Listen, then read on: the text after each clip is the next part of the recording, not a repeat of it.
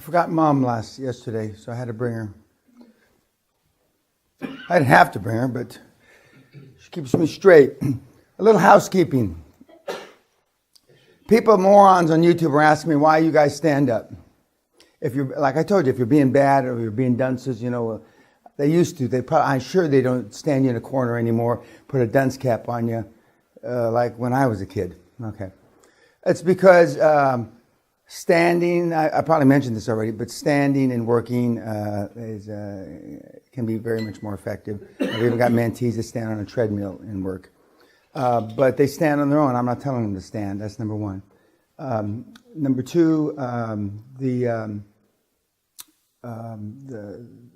the kids, the questions that you ask while on YouTube are not prompted. I'm not giving you them.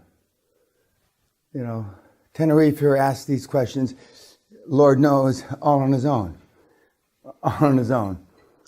Some of the people on YouTube want to know that why they don't say stupid questions, but why do they ask the same questions over and over? Which is a great question. But Jamie, we know why, don't we? You ask them over and over. Another thing, I told you that when I read Think and Grow Rich the first time back in the 70s, I underlined it. And then when I read it again 10 or 12 years later, and I didn't underline the same things. Then when I read it again about 10 years later or so, I marveled on how what I underlined the first time, I must have been thick as shit. And then when I underlined the second time, I must have been thick as shit. And then, so then when I underlined it a third time. But this is not one of yous, I think, over the years has taken my original Think and Grow Rich, but I haven't, I've had others. But this in the preface, is it the preface that's written by Napoleon Hill in the first few pages, says, you don't actually have to read the fucking Think and Grow Rich, because it says it all, and I'm going to just read this. As a final word of preparation before you begin the first chapter, may I offer one brief suggestion, which may provide a clue by which the Carnegie secret may be recognized. Now, most of you probably haven't even read this part of it, because you go right to the beef. You want to go to the beef. It is this: all achievement, all earned riches have their beginning in an idea. If you are ready for the secret, you already possess one half of it. Therefore, you will readily recognize the other half the moment it reaches your mind, when the penny drops. Now, I believe it's even you have more than half of it. You have 90% of it. You know intuitively much of what we've covered here for 4 days. Somehow you maybe heard a crazy person say it, or maybe a grandparent told you. We had a person here that recently his grandfather carried a 306 bullet in his back that a German put there in the war, the big war, and he had words of wisdom, this old fuck, like you wouldn't believe, because he had lived 90 some years. And of course, he said we discounted granddad's stuff for the last 40 years because we just think he's crazy. He's crazy. So you've heard a great deal of this. And, but like, we only hear what we want to hear.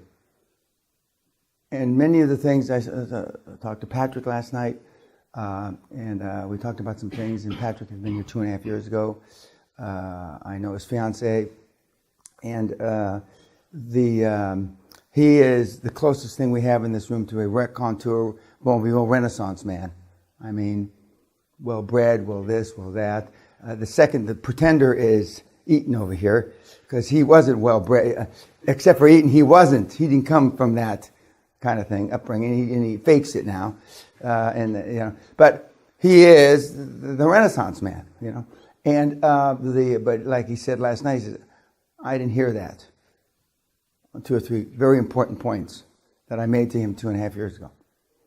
And you already aren't hearing. And that's why you keep asking the same fucking moronic questions. You don't want that to be the answer. No matter how intellectually gifted you might be, or might not be that, you don't want that to be the answer. Because you know down deep under your skin, if that's the motherfucking answer, this is going to be a hard cocksucker to do. Matt said it when he was sitting over here yesterday, but it's hard.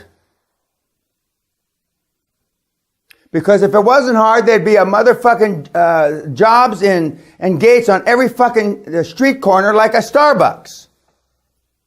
And we all know there isn't a jobs and a gates on every,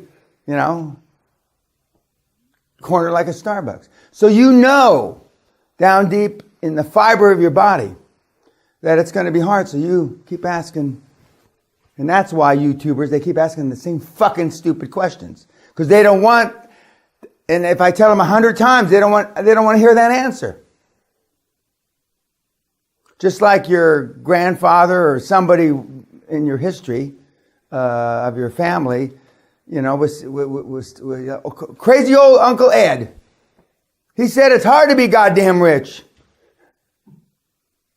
Oh, he's just a crazy old man. Well, that old fuck knew from then. But it's not impossible. I knew, you heard Simon the Bell yesterday. The $250 million deal. It's not the biggest deal that's ever come out of you fuckheads. But, it's better than a poke in the eye with a sharp stick. It's better than the restaurant business. And nobody, like I said, you asked all the wrong questions. And, you've already discounted, you can't do 250. And you're back to your 600,000 pounds, or your 1.3 million, or your 4 million euro, or whatever the hell it is. And not that I had wished that he had said how much I fucking beat him. But see, he's forgotten all that now. Like when, I'm trying to remember, Hollyfield used to work out in the same gym I did in Houston. And he used to work himself like a dog. And but after he won the championship, he didn't remember all that, working himself like a dog. That was a distant memory. It was like nothing. And so Simon, God bless him, Allah be with him, he's forgotten all the beating I gave him the last 19 months. I know he doesn't want to go through it again. I don't even have to ask him that part. But but you didn't ask, because you $250 million, and again, it's not the most money in the world, but it's a fairly chunky deal, especially for your first deal. But I don't want to blow too much smoke up the fat ass of his. So okay, fine. What's next? What's next? 18 months. Has he attended twice? No, but he attended. But it took him past the year. He attended August of 2014. And it's now what? September, October? No. So it's, 14 months. 14 months. And like he said, he came out of the block smoking. And then up against the wall. And I surmised, because he's an obnoxious Australian, he would have slapped the people that he's with around quicker, but he didn't. And like he said, and then ultimately when I realized I had no other choice, it was either slap him around or die, he slapped him around. I knew he was going to die 6, 7, 8 months before he did. Because you always, the relation, he's really not such a bad husband. She's really not such a bad wife. Well, she's the mother of my kids. And all these fucking reasons you come up with, which I'm not discounting them at all. Not at all. But in the cosmos of motherfucking time, they're not a fart in the wind. My favorite one from women, I've got 11 years invested in this relationship. So fucking what? So fucking what, YouTubers? She's the mother of my children. That's great. But so fucking what? Or, he's the father of my children. Again. Okay, one other piece of business. I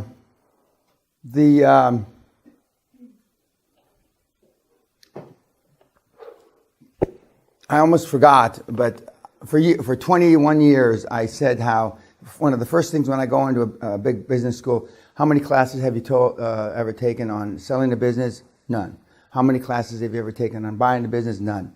How many classes in leadership, with one or two exceptions in the United States and throughout the world? None. Well, in the last 36 to 72 months, that's changed. They now have, at Stanford, Wharton, Harvard, classes on buying businesses and selling businesses. But I slagged them off for 20 years. 20 years. This is one of the textbooks, which I find amusing to read, about how you buy a business. I think this is from Penn, University of Pennsylvania, Wharton. And so now they do. And they're taught by guys that never did deals, though.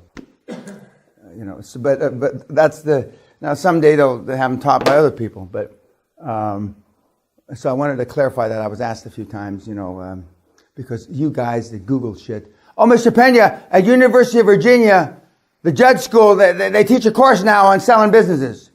So you're giving bad information on YouTube. You got nothing better to do than find something I made a mistake someplace. That's how fucking sick you are. That's how, you wasted your time doing that kind of shit, as opposed to, just pulling the trigger. Just pulling the trigger. I also want to take this time. We have an active duty Air Force officer in our group, which I have neglected to mention, and I want to thank him for his service. Andreas here, in the Danish Air Force. Is that correct? Correct. Okay. And every time he said, Roger that, I would think about it, but then I'd forget about it, because none of you guys say Roger that. And that's a military term for, yeah, okay, I'm going to do it. Roger that, So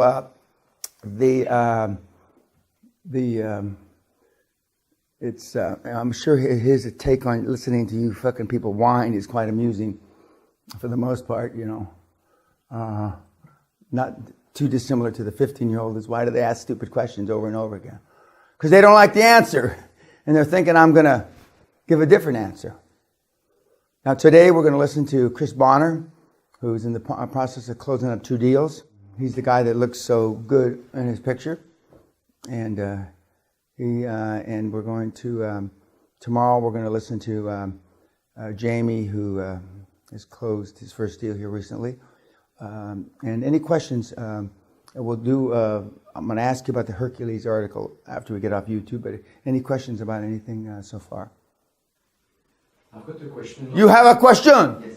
If you want to acquire a business which is private, we might have to have an interpreter because everybody may not understand. Okay. Let's assume you want to buy a small company which is private. There's no really board, no information.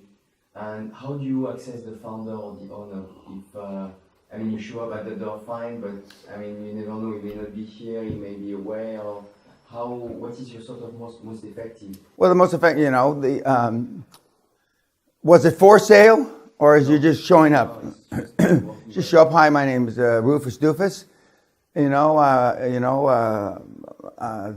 see that you've got a XYZ company. I'm in that XYZ. I'd like very much to talk to you. Have you ever considered selling or exiting, or selling, exiting, joint venturing, partnering? Because that'll open the door. Because even if they don't want to hear the word sell, joint venture, and then get the conversation going, and that's how it starts. And I've had, years and years ago, I used to just cold call, go from business to business, and some of the kids do that. Okay, YouTubers.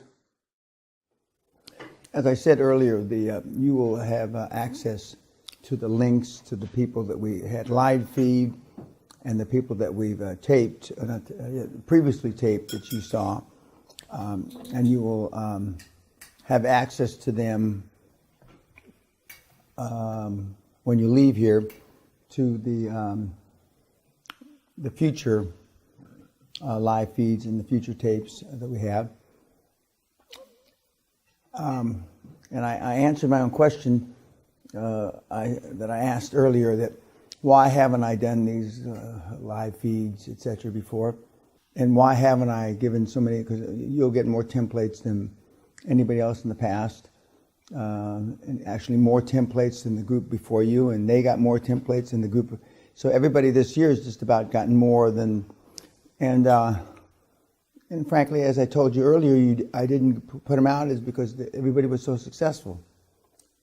2015 is kind of the grand experiment to see if I spawn as many successes with giving you more information. So you're the lab rats, so to speak. And in theory, you should be more successful. But unfortunately, life doesn't follow theory. And action trumps theory, and action trumps, no pun intended, Donald, and action trumps bullshit. So we'll see. We'll see what happens. And one of my hardcore attendees, that's an alumni of the castle, heard somebody say or read on a blog, or I don't know where, that, and I think I referred to it myself as the castle or the hardcore being an upsell, the only upsell I have. And he retorted back, and he's fighting on some blog with somebody that it's not an upsell. And whether it is or not, I don't think it is either, but that's not the point. The point is we've had the same seminar, not the same seminar, but one seminar this century, basically. Because the last non-castle seminar I gave was, I think, October, November of 1999 at Heathrow Airport. I believe that. And then I did the one for Brian Rose in London Real, which I was happy to do.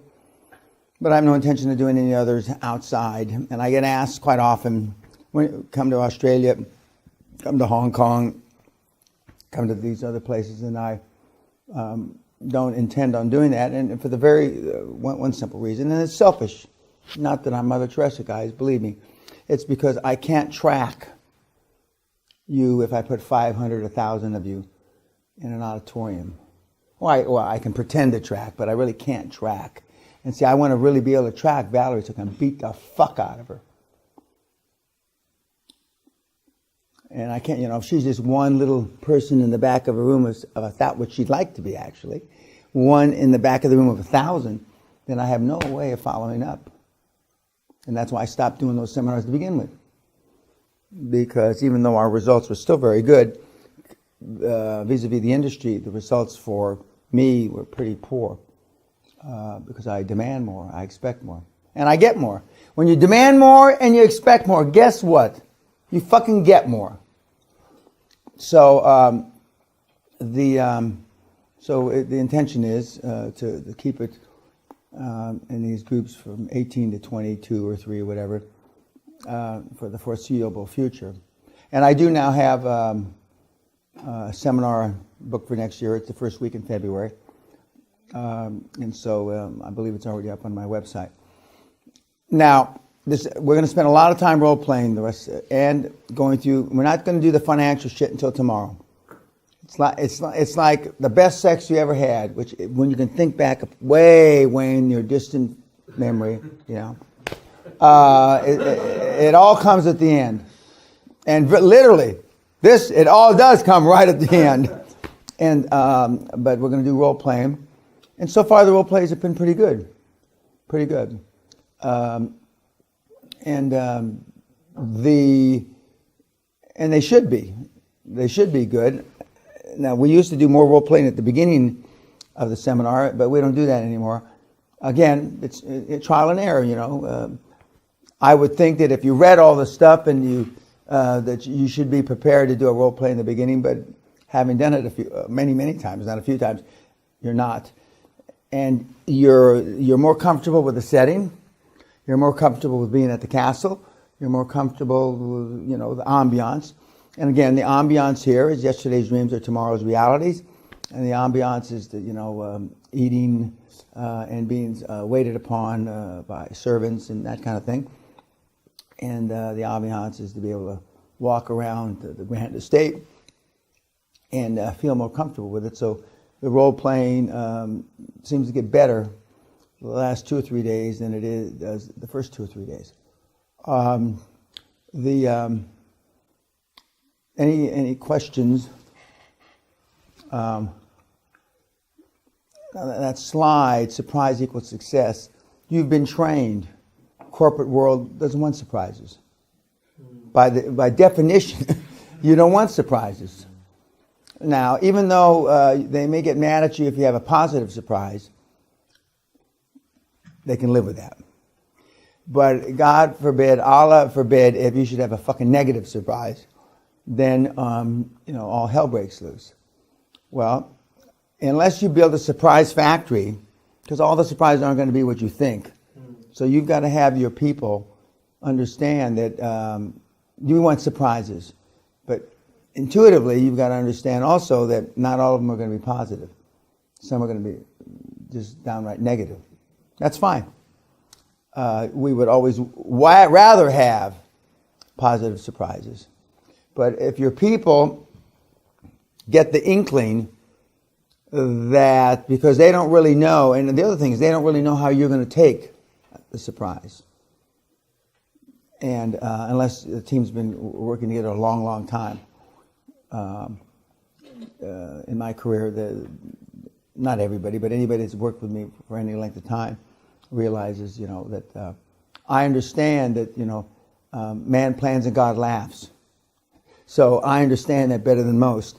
And so even though you may be thinking you're going to give me a real positive surprise on such and such a day, and it slides sideways, and all of a sudden it's neutral at best or shitty at worst, then how's Dan going to react to that? But I'm more in line with Bill Gates giving $250,000 for the best, worst idea that didn't make money. Because I want you to be continuing to think outside the box, and that's a cheap cliche, but I want you to keep continuing to think, laterally, vertically, obliquely, whatever the right word is. And as Andreas said earlier, vis-a-vis his military background, which is very similar to mine, and a couple others of you that have served in the military, when you don't know what to do, run towards the gunfire and kill everybody. I mean, which I can appreciate wholeheartedly. But for the most part, you guys, if we were at war, we'd be dead. Because you take too long to react. You think about it too much. And we're not at war, and you're not going to be dead, but if we were at war, we would be dead, because you just take too goddamn long to come up with things that you should know. I mean, if you're 30, 35, 40 years old, and for the kids that are younger than that, you should know. I mean, Christ. And for those of you that say that you're devotees and you've read this stuff, that's free on my site, then, and you still don't know, then something's not right. Either you don't have the mental capacity to follow it, and or your emotional bank account is so fucking in the hole that you can't muster up the grit, to do it. And that's what it is most of the case, because, everybody in here is reasonably bright. No Einsteins, but reasonably bright, and bright enough to intellectually understand. So it's a huge thing that you will be attempting to overcome and overcome, even if when you have the right mindset when you leave here. Virtually everybody else that you're going to be dealing with, except your partner, who's part of this program, will have difficulty, and that's using a nice word, have difficulty One, understanding it. Two, wanting to know, well, how does Cosmo want me to react to this? How does Jamie want me to react to this? And then reacting, because it's all going to be new and fresh. And one of the things I say tomorrow in the close, well, I've already said several times, it's lonely at the top, but just as importantly, the people, things people don't understand, they ridicule. Things that people don't understand, they poke fun at. Things that they don't understand, they discount totally. So, in some cases, when I tell you, show me your friends and I'll show you your future, you won't have to get rid of them. They're going to get rid of you. That's the good fucking news. And in some cases, Joe, it might hurt your feelings, actually. Or is it actually it might hurt your feelings, or it might hurt your feelings actually? Is it actually before or after? Before, I don't know. Okay, both. Okay, and so they're gonna distance themselves from you, and that's what I always hope for, because that makes it easy. But I can tell in your report, I can tell in your reports. I can tell, from week 1 to week 10, because you have to keep track. I mean, the phone calls, the messages, and not because you actively reduce them. You reduce them because they actively reduce talking to you. Well, I don't care how it happens. I would rather you take the positive action to do it yourself, but I don't really give a shit, how it happens or why it happens. I just, I know it's important that it happens. And and where, the aftermath of that occurring, whether it's sooner, hopefully, or later, the aftermath is you have more time to spend on QLA. You saw the one report where the guy exercises 24 hours a week. Now, I'm all for exercise. You can't find anybody, especially at my age, you can't find anybody that believes more in exercise. But 24 hours a week is, unless you're going to the Olympics, and this fucking guy, believe me, is not going to. In fact, he's probably the most unfit son of a bitch on the planet for exercising 24 hours a week. That would be like Joel telling me, or Jamie telling me, that they exercise 24 hours a week. That would have to be a bold-ass fucking lie. And I couldn't get one of you to say, oh yeah, maybe they do exercise 24 hours a week. Nobody in this room would say that. Well, I mean, these guys look like Adonis compared to the guy that exercised 24 hours a week. I mean, this is Atlas and Hercules sitting in front of you compared to this guy. So I'm not sure what that means or what he means by exercise. Any questions on anything that we've had or we've discussed? Yes, OG. Can you give an example where surprise equals success in your life? Yeah, I can give you a shit ton of them. When I got in the oil business, I'm gonna make this short so we can get it on for the YouTubers. I got in the oil business when oil was $41.40 a barrel.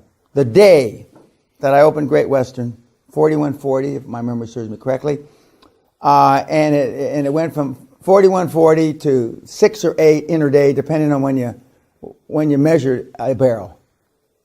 To say that it was falling like a fucking rock or a knife is an understatement. And I was, surprised, even though I didn't look at it at that time. Every time I bought something, it was worth 20% less by the time the ink dried. But when I kept buying, and even though I kept buying and I was buying down the $6 or $8 level, and it went from one day, it went from $7.80 to $12. And I just bought the biggest acquisition of my life. I said, somebody over there likes me, praise Allah, and that was a big surprise, and it was a big surprise for everybody, and it was a big success. Okay, YouTubers, thank you. Ting. Oh, Ting. You ask whether he will stay on board after acquisition for half a year. Oh yeah, well no, not in the first meeting. See, Ting wants to go for the. Yeah. Okay. That's. By the way, and that's Chinese too. I mean, Chinese aren't bashful. They give you all that bullshit, but they're not so bashful. They're not. Are they, Ting? Not sure. I'm not sure. Yeah. Yeah. What about taking a small presentation with us about the... Oh, you mean a PowerPoint and that? Yeah, I mean, Bavarian Bob has got a deal on his laptop that's magic because we're in where he shows where from we get the land from the farmer and we put on 50 acres of solar panels, step by step through the spring, the winter, and it's fast. One of those time things. Takes about 90, 120 seconds. Every single person he's ever showed that to bought, or every single banker that we ever showed it to financed. It's magic. It's magic.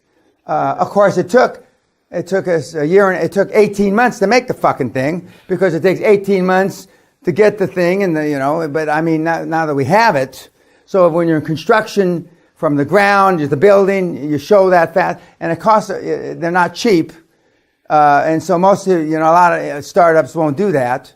But he's a Nazi. And I mean, they cross all the T's and dot all the fucking I's. And so do you think it would be helpful in the presentation if we had a time lapse that showed everything from the first time we scratched our ass to the fucking thing, I says, yes, I do think it would be helpful.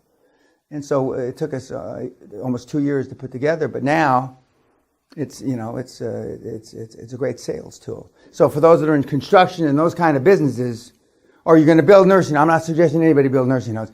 From the scratch, when you may shake hands with the fucking guy that owns the land, to the time you bring the first old hag in a wheelchair, slobbering down her cheek. Transported by me. Yeah, exactly. Yeah. You don't have to show the first time you wiped their ass in the bedpan thing. You don't need that part. Okay? But those are very, very useful. Any other questions of these guys? Okay, any questions, Ting or Valerie?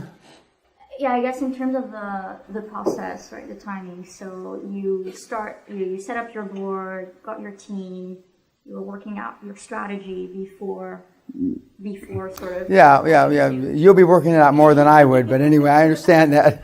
Okay. So I mean, from your experience, like what is typically the time frame? Well, okay, you get your chairman, your board, and everything together like some of these guys did in 45 to 75 days. Okay, you talk to some banks, so let's say 100 days, and you're already lining up people, acquisition candidates, and you're already lining up potential loosely. They're telling the financial institution, we're going into nursing homes. There's 500 nursing homes within 100 miles of here, or whatever that is. Okay, that are independently owned. Most nursing homes don't have, I happen to know this for a fact, don't have a succession plan. In fact, none virtually have a succession plan. Okay, a succession plan is when I die, you're going to take over the nursing home the family owns. Kids don't want fucking bedpans. They don't want that fucking thing. I know that from my own experience. Not because of me in a nursing home, but the ones that we've acquired over the years. There is no succession plan. Period. And so although he doesn't look 59 years old to you, but this 59-year-old guy with his wife who's coughing up blood from emphysema, they went out, and their kids aren't interested. So and there's tons of them, and tons of them, and tons of them. And again, healthcare, and having been involved in that nursing home thing from a long time ago, it's come full cycle again. They've broken up the ones that we put together, and we're back to fucking, not square one, but now we've got more of them, and I don't know how many thousands of them there are in the UK, but there's a whole load of them. And there's no succession plan. Or few and far between. It's not likely that Joel's mother is going to turn over the 3 nursing homes she has to her Etonian son. I just don't see you cleaning somebody's arse with a bedpan, I could be wrong, but I doubt it. Now, I know a lot of Chinese grandmothers have cleaned, or daughters have cleaned their mom's butt with a bedpan because they take care of their parents, right? Yeah. But I don't see you doing that. Tell me if I'm wrong. Yeah, you're not wrong. You're not wrong, and so, okay, any other questions for these three? Okay.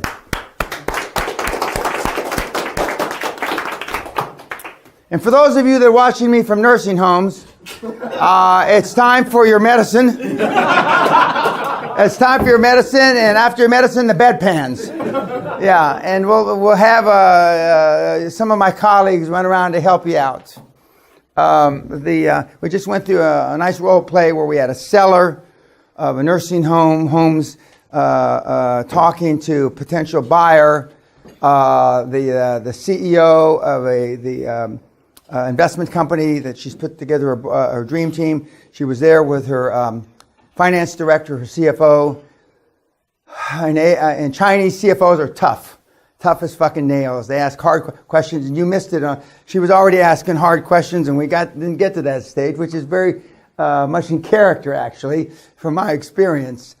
And so we do a lot of role playing here because we want to make it the least amount of discomfort when you go out there and do it on your own. We've actually shown a video of one of our more successful role plays from the last seminar, and but the more you practice, the better you get. The more you practice, the better you get. And then, of course, there's no practice like live practice, real, where you're talking to the potential seller, the motivated seller.